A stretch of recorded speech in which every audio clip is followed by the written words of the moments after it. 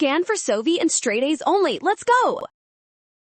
Figure this out fast. Compare DMSP production at 27 and 32 degrees for juveniles and adults, then match the trend to the answer choice.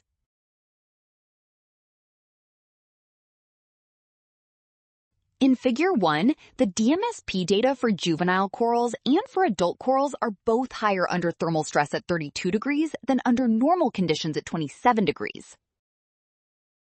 That means both groups produce less DMSP at 27 degrees and more at 32 degrees, so any choice claiming lower production at 32 degrees already conflicts with the graph. Also, choices saying only juveniles or only adults increase at 32 degrees fail because the increase appears in both groups, not just one. Well done, option A. Scan now. Trap, rushing signs. Rule, trust the given graph and check both groups before locking your answer.